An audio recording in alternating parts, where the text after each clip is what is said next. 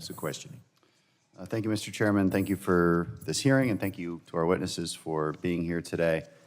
It's an important subject. You know, when in the Houston area, just outside my district, Texas Children's Hospital, 80% of their patients are impacted by drug shortages. That's the whole hospital. They currently have 101 medications on back order, 350 medications on allocation, where they're limited in the quantity that they can produce.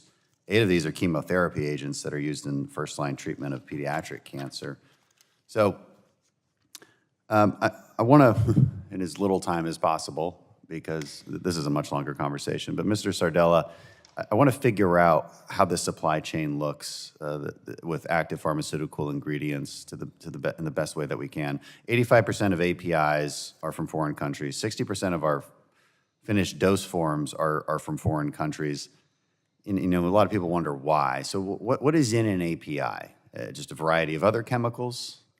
Is there like a top 3 chemicals that are in APIs? Can you describe that really quickly? Yeah, and you bring up an excellent point. The API itself is the chemical that produces the medicinal effect. It is the most important element in that capsule, tablet, in that drug. But the remaining elements are elements that allow for either the transport through your digestive system or other type of elements to allow it to survive and be effective. Mm-hmm. And quite interesting what you bring up is something that we've seen. It's API. Even we've heard capsules or the caps of a bottle will be in shortage and have a supply chain challenge, which may prevent, we always think of just the active, but all these other areas, the incipients, et cetera. Yeah, but I want to focus on APIs for a second. So an API is a chemical, but it's a chemical made up of other chemicals. Correct. Right? And where do those other chemicals come from? Oh, yeah. You know, and go ahead. Yeah, so we are reliant on what would be called starter materials. And these are the original chemicals that allow us to make those APIs. Majority of them are carbon-carbon, carbon-nitrogen, carbon-oxygen bonds. They're the foundational elements. To build a sustainable API, we need to also allow for the creation of starter materials here in the United States. And this is, I do have a point to this. So those starter materials are widely available in the United States. Mm-hmm. Right, they're generally derived from petrochemicals.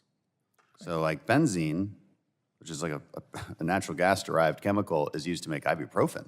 Mm-hmm. I didn't know that. We have a lot of natural gas and benzene. Like these are easy base chemicals to get. So we are exporting these base chemicals to other countries so they can make the APIs, so they can send back those APIs to us to make the more advanced drugs, the final product, and we complain about our supply chains. What is stopping us from cutting out that middleman? Is it a policy issue? Is it a market issue? What's happening there? It would be having economically viable domestic API manufacturers that can be the purchasers of those starter materials. Okay. That would be the key to its consumption and use here in the United States. Nobody has had that business idea? Well, the APIs, a majority of the generic ones are not economically viable to produce in the United States, and so they've been offshored. And so that demand, that U.S. domestic demand... Why aren't they economically viable? What do they state as their reasons for not opening up shop? Yeah, they'll cite lower labor costs as one reason. They'll cite economies of scale, government incentives that these other countries have received to build their facilities. Even right now, India is subsidizing new facilities being built so that they wouldn't be reliant on. Well, in a very short amount of time, we did get a lot out of you, so I appreciate it. But I want to move on, please, to Laura Bray. Thank you for being here with Mother's Day coming up and the problem we have with especially cancer drugs for kids. So, real quick, what roadblocks are currently in place at the FDA that really create the problem you are trying to solve? What would be your top 3? Or 1? So, I mean, I think part of the problem here is this is a very, very large risk solution for any one member to take on, right? So there are a lot of barriers everywhere. There's not just barriers in one member.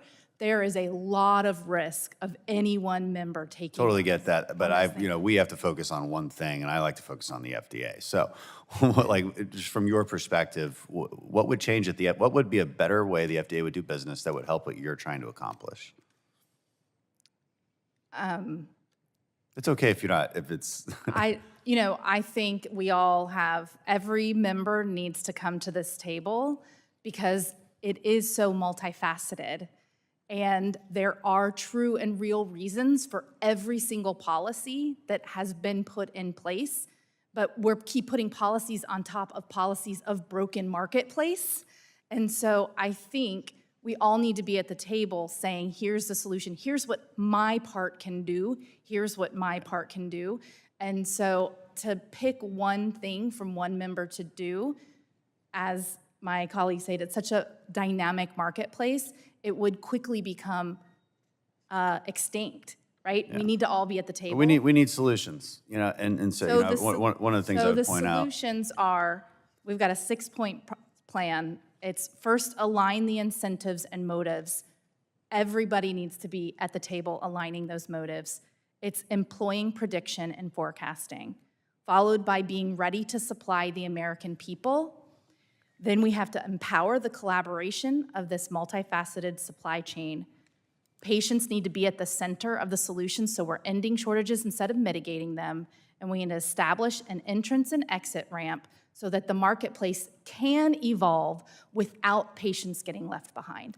That's the steps, and it's multi-layered. Gentleman yields back, but may very well have some what we call QFRs, questions after the hearing, and we'll get an opportunity